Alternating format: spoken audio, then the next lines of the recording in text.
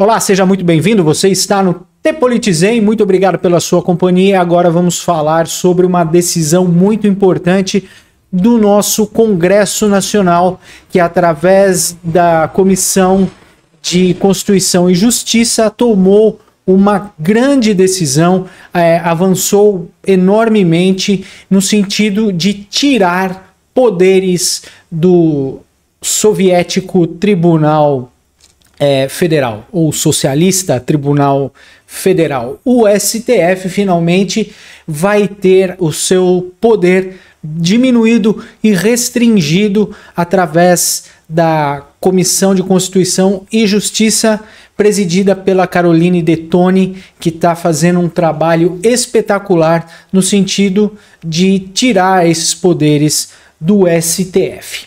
A notícia diz que a CCJ, né, da Câmara, como eu já falei, a Comissão de Constituição e Justiça, aprovou uma PEC que restringe decisões monocráticas de ministro do STF. O que vem a ser decisões monocráticas? Como o louco do cabeça de ovo toma decisões sozinho. Exatamente, o ministro do STF, dentre os 11 ministros, pode tomar uma decisão sozinha.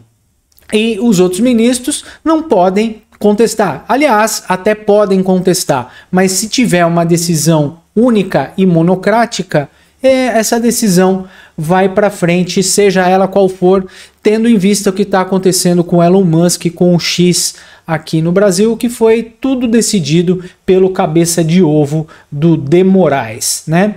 Então a notícia diz que a CCJ da Câmara dos Deputados aprovou nesta quarta-feira, dia 9, a proposta de emenda à Constituição, a PEC número 8 de 2021, que restringe decisões monocráticas aos ministros do Supremo Tribunal e com outros tribunais superiores, que também é uma prática que acontece dentro da comissão dos tribunais de justiça, dentro dos tribunais de justiça, né? Os ministros dentro desses tribunais têm o poder também de tomar decisões monocráticas. Essa proposta passou por 39 votos favoráveis e 18 contrários e agora vai ser encaminhada para uma análise em uma comissão especial que ainda precisa ser criada. Não há previsão para a instalação dessa comissão, mas já é um passo muito grande, é um passo bem largo em direção a tirar poderes daqueles 11 lá que formam aquela quadrilha do Socialista Tribunal Federal. A única exceção permitida será durante o recesso judiciário e apenas em casos de grande urgência ou risco de dano irreparável. Nessas situações, vai ser, ou no fim do recesso, o colegiado terá um prazo de 30 dias para julgar as decisões. Então, o colegiado vai ter que julgar qualquer decisão que algum dos ministros ou juízes tomar, ok? A proposta também prevê que os processos no STF que peçam a suspensão de tramitação de projetos legislativos, especialmente aqueles que possam impactar na política pública ou gerar despesas para qualquer poder, não poderão ser decididos de forma individual e, nesses casos, será obrigatório uma decisão colegiada.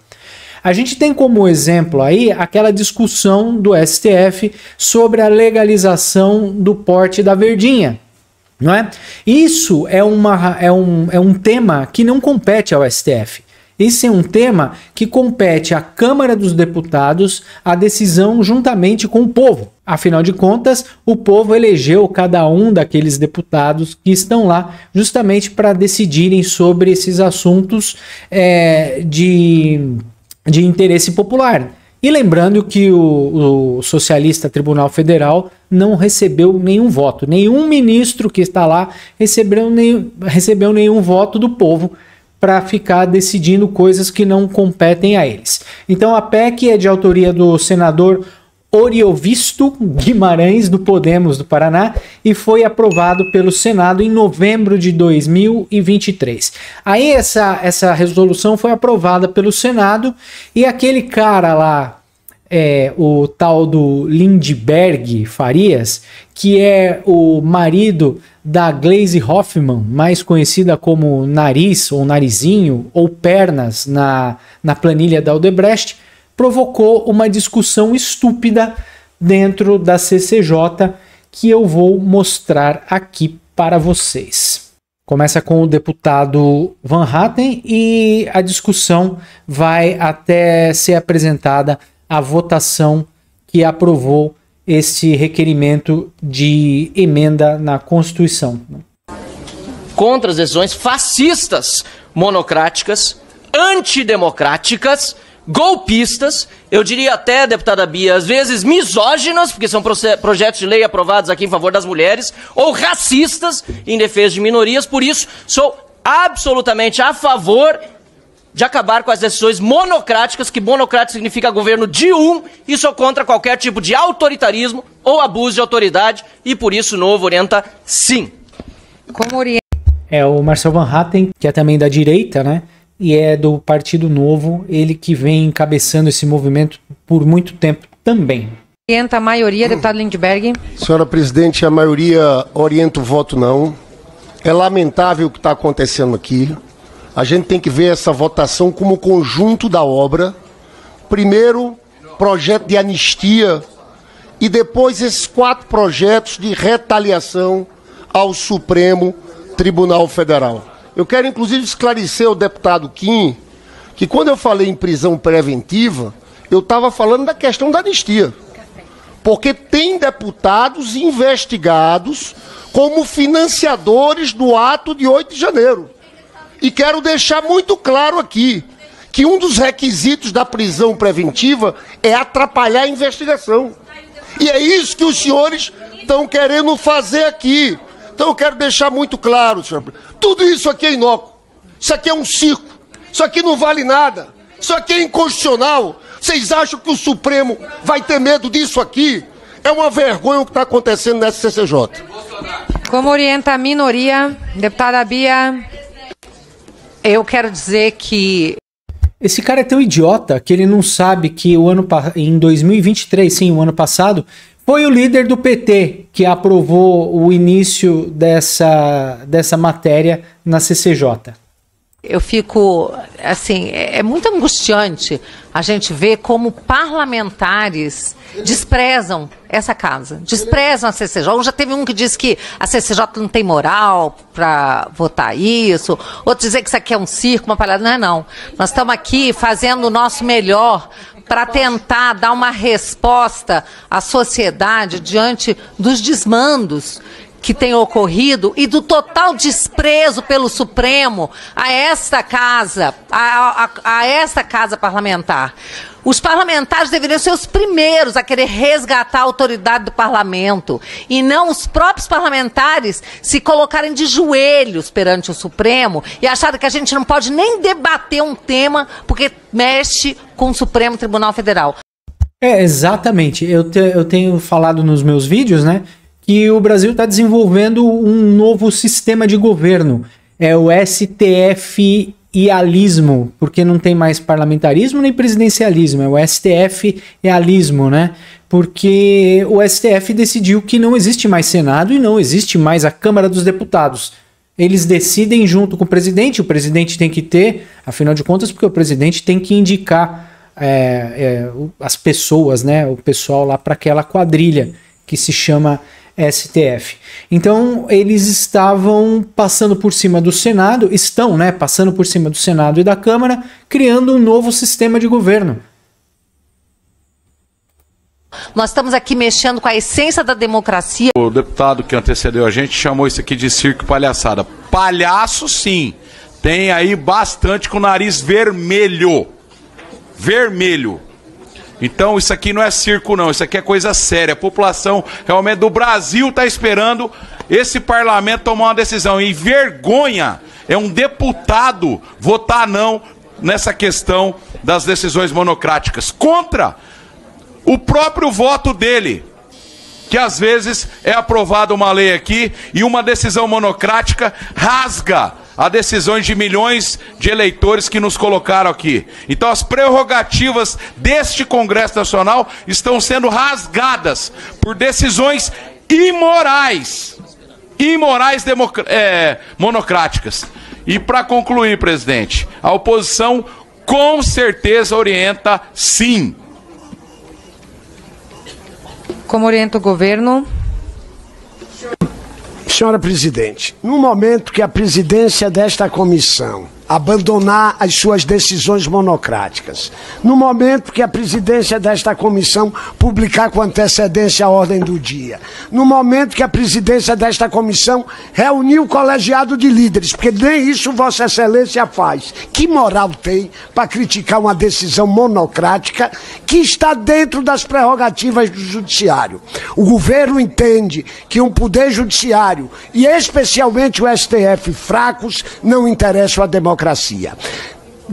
O problema aí não é o STF ser fraco. O problema é que o STF, ele inventa leis e faz o que quer com a decisão de um cara só. Um cara só que pode acabar com o país, provocar uma crise diplomática, como aconteceu aí com o Elon Musk, com o ministro Alexandre de Moraes extorquindo o Elon Musk através da plataforma X. Não é uma questão de enfraquecer, é uma questão de proibir abusos e decisões monocráticas. Afinal de contas, são 11 juízes e os 11 têm que se conversar entre eles, né? Diminuir a prerrogativa do ministro do STF de individualmente decidir uma questão que, na sua totalidade, dizem respeitos a direitos que estão sendo ameaçados, é enfraquecer a democracia.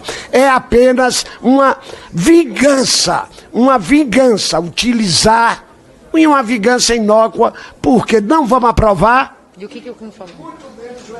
Vai aceitar isso. O cara é um completo retardado. Só tá falando estupidez. Está encerrada a votação. Vamos abrir o painel. O colegiado decidiu. Está aprovado o parecer da PEC 8. Por 39 votos a 18. Com a palavra do relator, deputado Marcel Van Hatten.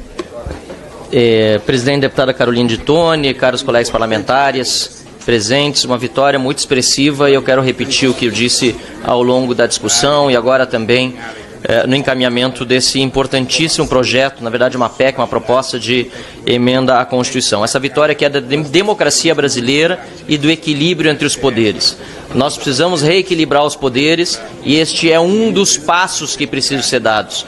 Nós temos muitos outros passos. Vossa Excelência, deputado Carol de Tone, eu quero aqui fazer um reconhecimento como relator, a postura, a coragem e a forma como enfrentou, inclusive, aqui nesse momento me pronuncio sobre esse assunto, a críticas injustas feitas a Vossa Excelência de que estaria tratando a pauta de forma autoritária ou qualquer outra crítica que o valha. Não é verdade, nós acompanhamos, inclusive, os acordos que foram feitos. A gente sabe que no discurso vale tudo, mas foram feitos vários acordos, inclusive na sua sala, aqui diante da mesa, a respeito da tramitação não só desta PEC, como de outras PECs, em que todos os partidos foram ouvidos e, claro, cabe a cada partido político, de acordo com a conveniência, nem sempre com a ideologia, posicionar-se aqui no plenário como melhor lhes convier.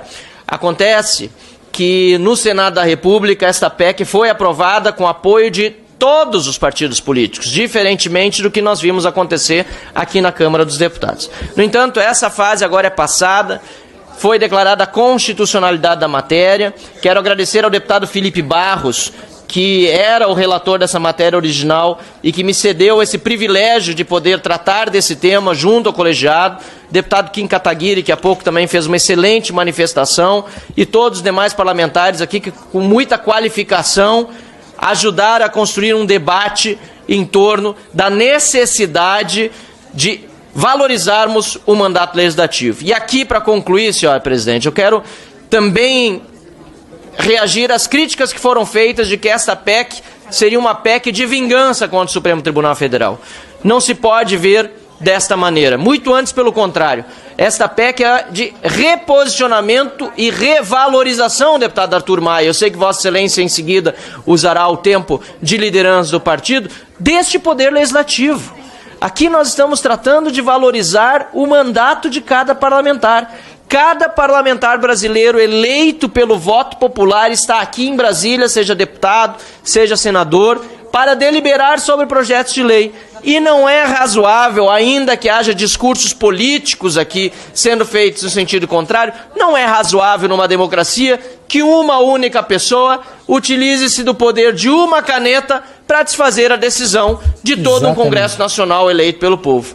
Não é à toa que essas decisões são chamadas de monocráticas. Se democrático no grego significa, ou democracia, governo do povo, monocracia é governo de um.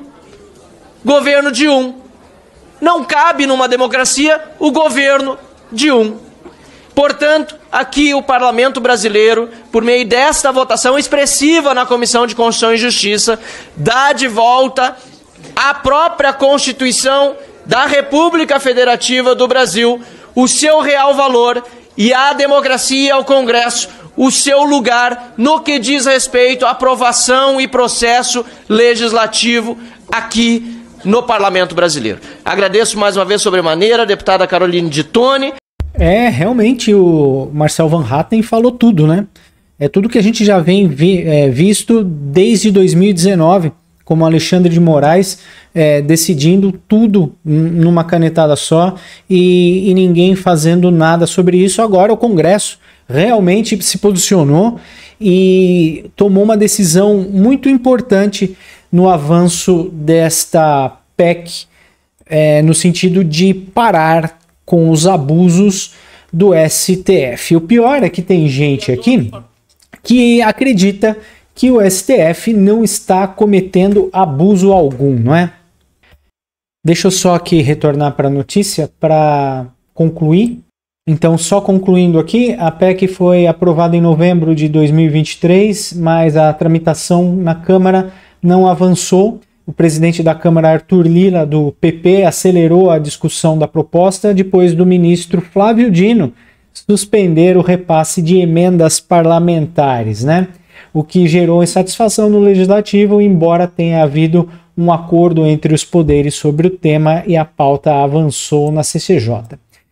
Pessoal, no final de tudo se resume no vil dinheiro, né? No vil metal. Porque se o Arthur Lira não tivesse apressado essa discussão, o Flávio Dino corria o risco de suspender mais repasses de emendas parlamentares. Emendas parlamentares quer dizer mais dinheiro distribuído no Congresso Nacional. Muito obrigado por ficar até o final deste vídeo. Não se esqueça de se inscrever no canal, dar aquele joinha e comentar aqui embaixo o que você acha do avanço desta PEC na Comissão de Constituição e Justiça. Muito obrigado pela sua companhia e até já!